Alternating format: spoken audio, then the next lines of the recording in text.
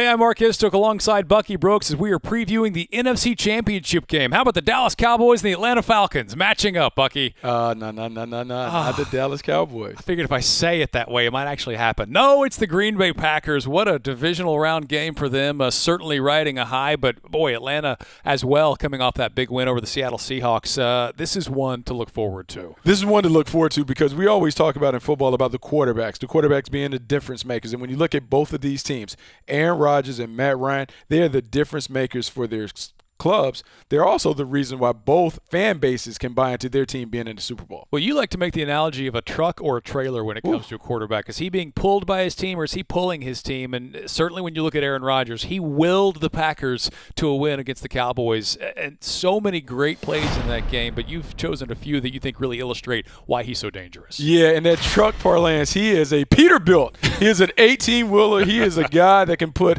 a lot on his shoulders. One of the reasons why he's able to do it, he's a great athlete, does a great job of extending plays. Here he's going to buy time. Over 6 seconds between snap to throw, but it's the location of the ball that is most impressive. Puts it right on the boundary. Jared Cook works his feet in bounds. These are the kind of plays that he routinely makes. Puts a lot of pressure on the defense because your pass rush wears out chasing a guy like this. And then in the back end, you simply can't cover for that long. Let's take a look at another example. Here we see empty formation. When he sees someone draws up, he loves to take free plays and take shots. He understands he has advantage in the slot. Nice move on Sean Lee. Look, Richard Rodgers just runs by it. Look at the ball location. Great linebacker. Right over the shoulder. Bad cover. In his hands. Exploiting matchups is what Aaron Rodgers does. He can buy time with his feet. He can beat you with his mind. Regardless of how he plays, in a sandlot fashion or not, he is able to execute it and do it in splendid fashion. Once again, pump fake, doesn't like what he sees, buys time, runs to the sideline, points and directs his receiver to go to the sideline, drops a dime right on the boundary. I mean, this guy's phenomenal. He is a magician who routinely pulls rabbits out the hat. I don't know how you stop Aaron Rodgers in the Green Bay Packers. I mean, maybe the key is keeping him inside the pocket because his numbers there, 1 touchdown and the interception, an 82.7 QB rating, 60 points better when he scrambles, a touchdown and 146.8 QB rating. So certainly the key for him, moving the pocket. Absolutely. The key for anyone defending him is you got to keep him in the pocket, make him work on rhythm because if he gets outside the pocket, that's why he's dangerous.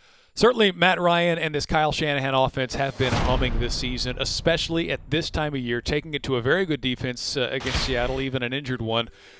Here are some more examples of why he and that offense and those playmakers are so dangerous. Look, Matt Ryan is another truck, but he's not quite a Peterbilt. I think he's kind of like that Cadillac Escalade. He pulls it because he has all the luxury stuff, all the items that you want. There you see Julio Jones running a slant, gets inside, makes the catch. Brian puts it on his back shoulder, so it leads him to go to the boundary. These are the plays that Atlanta Falcons routinely make. They create opportunities for their best players to have one-on-one opportunities. This is a terrific play design here. We're going to see like a little scissors concept to take advantage of the Seattle Seahawks 3-deep defense. We're going to see Tevin Coleman in the backfield. Julio Jones is going to come across just simply to be a little bait. Got a little scissors action. There we got a little post coming on the outside. Coleman is going to go to the corner.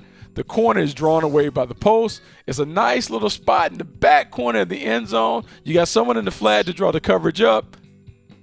Terrific play design. I like this from Kyle Shanahan. Puts the ball on the spot. Tevin Coleman does a little dance with his homies. You have to like this when you're the Dirty Birds and you're the Atlanta Falcons. So many different ways they can create big play opportunities. Sometimes it's playmakers just simply catching the ball and doing what they do in the open field. Double stack alignment. Devontae Freeman in the backfield running a circle route. Already has leverage on the corner. Comes inside, catches the ball. Then this is what he does. Makes a little dance in the middle of the field. Cuts inside. This should have been a 10-yard gain. I mean, this flips the field. You're talking about a 40-plus yard passing play on a simple throw and catch. The Atlanta Falcons are dangerous because they have so many weapons on the outside that you simply can't account for. Matt Ryan does a great job of distributing the ball and allowing those guys to do work on the perimeter. We saw an Atlanta team that faded at the end of the season last year, but no fading here. Last 5 games, 1,469 yards, 14 touchdowns, and a 131.8 rating. So I guess the only question left is, does Matt Ryan have like leather and the DVD player in his Escalade? He has everything. Chrome wheels. He's got that. Feels like he'd have a loaded Escalade. He has a loaded Escalade. He has TVs in the headsets. He has headrests. He has everything that you look for in a luxury vehicle. He has done a terrific job bouncing back from that bad year. To think some people question whether he was even a top 10 quarterback heading to the season. He has proved the skeptics and the naysayers wrong. He is playing at a high level. He is allowing his players to make those things happen on the perimeter. You and I talked before the segment about teams needing to strike while the iron's hot. You don't know when you'll be back in this position, the NFC Championship game. Does Atlanta feel like they're the team that's going to strike, or Green Bay? You know, this is a tough one because when you look at Green Bay, everything is about Aaron Rodgers. Aaron Rodgers has kind of willed his team to this situation.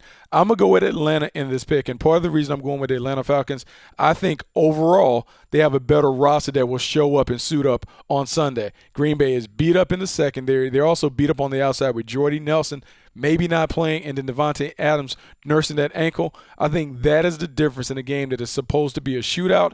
I just think Atlanta has a little more firepower. That is the deciding factor. This is a 3-point game. I'm going to go with the Falcons at home. I'm going to agree with you because they're playing at home, and we saw how riled up that crowd was against Seattle. By the way, those guys combined for 80 pass attempts in the divisional round. They might crack 100 in this game. It's going to be crazy. All right, so we're both taking Atlanta, so I guess the last question is, can you do the Dirty Bird? Oh, I can do the old one. I can do the old one. All right, that's who we think wins in the NFC Championship game.